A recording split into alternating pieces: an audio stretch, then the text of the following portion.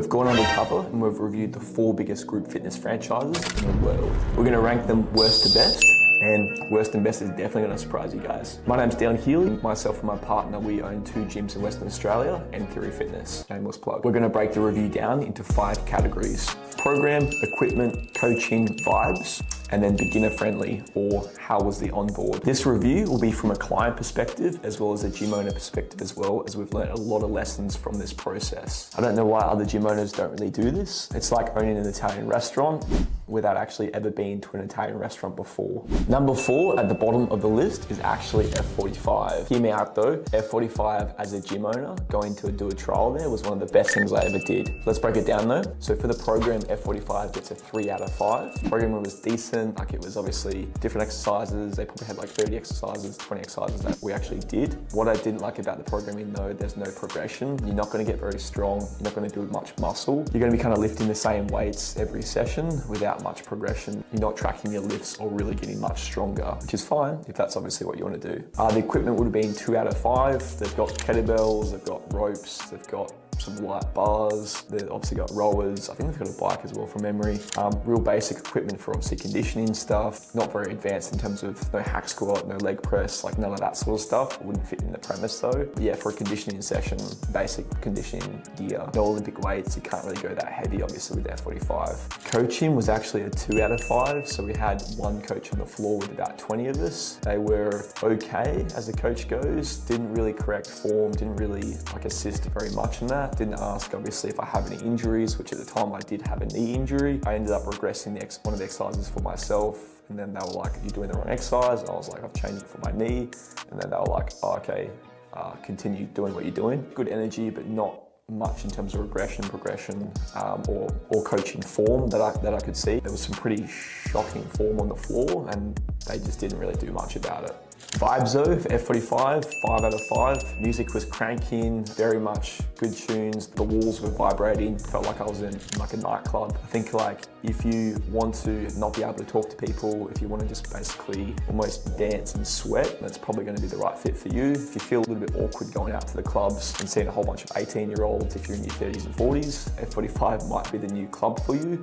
If you want to kind of have a dance and just basically listen to music and not be able to talk to anyone. Socialize inside of things though, too loud to actually form connections. Tried to kind of chat with a couple of the members, quite hard to do that though. So we just kind of found ourselves smiling at each other, giving each other a nod, but no real connection just because it's too bloody loud. Is it beginner friendly? So I'd actually put this 0 out of 5. Wasn't very beginner friendly, didn't ask me about injuries before the session, didn't ask about my goals. I was just kind of thrown into the session. Form was not great from the coaching side of things.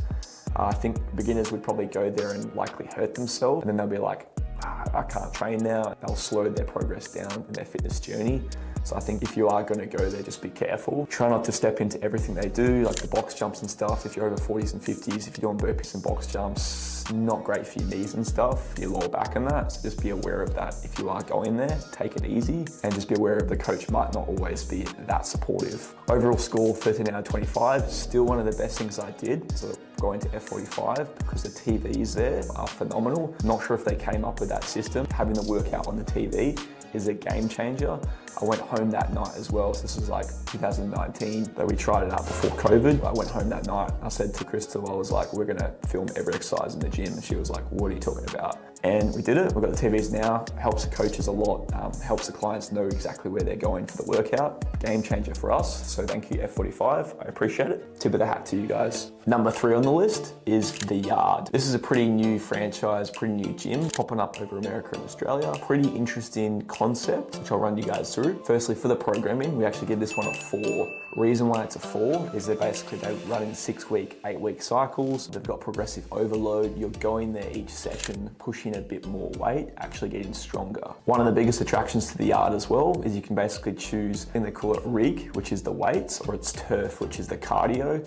So when you rock up there, basically in the morning, you can kind of decide what you want to do that day. Pretty smart concept. For equipment, it's 3 out of 5. They basically have racked some Olympic weights with bars, and basically the same sort of cardio gear that F45 has. So definitely a step forward for obviously equipment with bars, dumbbells, and some heavier weights. Where they were lacking was the coaching. So coaching's 2 out of 5. Basically, they did actually ask if I have any injuries. At the time I had a shoulder strain. They basically laughed and said, today is shoulders. So I was like, that's great. That's gonna be a good session. Problem with the coaching is they didn't really regress much at all. Like he pretty much stood back the entire session from afar and was just kind of looking at us, staring at us. Got the intention that he didn't really want to be there. It was a Sunday. That was kind of the vibe.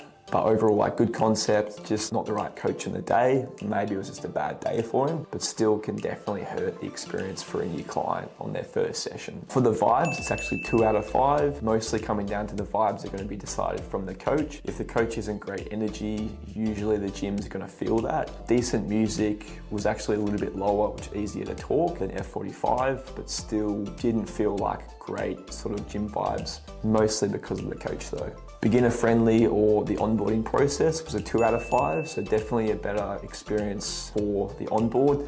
He asked me about my injuries, we kind of jumped into it.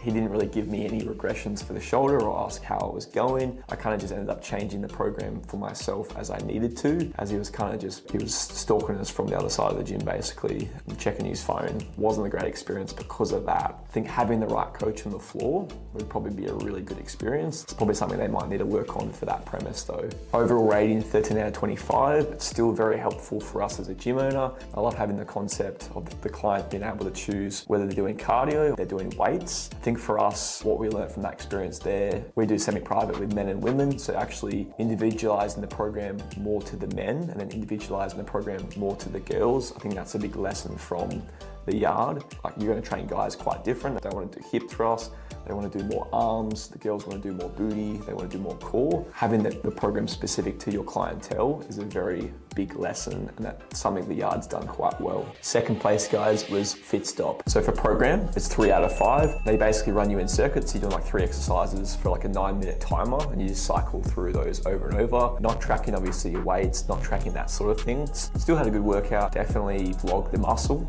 I do like the fact that the time is obviously like 9 minutes. You can pace yourself or you can go as hard as you want. Equipment was actually 4 out of 5. They basically had cable machines, had squat racks, probably the most options for equipment. Still had all the conditioning stuff like the other gyms do have, but they did have the cables, which I was pretty surprised about. 5 out of 5 would probably be having all the gear from obviously most gyms. Bodybuilding background, so we like all the toys. Coaching was actually 4 out of 5 as well. So we had one coach between about 20 of us, and she did actually quite well.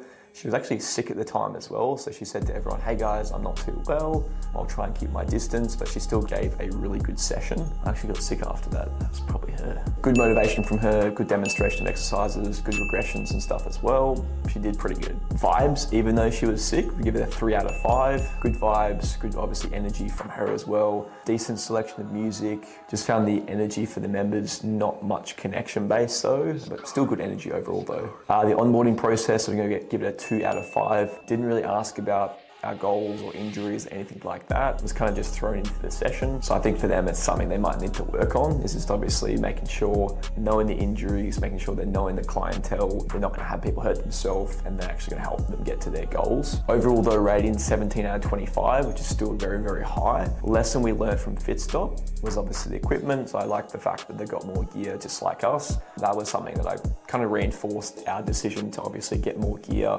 Just makes the sessions more fun and more enjoyable, having more selection of equipment to use as well. Number 1, guys, at the top of the list, what we've found as one of the best franchises for large group training was actually BFT. Firstly, starting with the program, we rated it 4 out of 5. So BFT's program was actually quite good. They had progressive overload. They had, I think it was a 6 to 8 week cycle.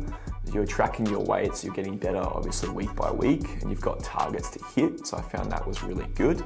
For equipment, it was 3 out of 5. It was pretty much the same equipment as the yard. So they had bars, dumbbells, plates with some cardio gear as well, like the bikes and the rollers. Pretty basic, the same as the usual conditioning stuff, but I do like that they had Olympic bars and you could push a bit more weight there as well. For the coaching, this is the biggest thing that separated this gym from every other, was the coaching was great. Okay, so we give it a 4 out of 5. I would have given them a 5 out of 5. There were 2 coaches on the floor. The guy was wicked. He was motivational. He was great with form, regression, progression of exercises.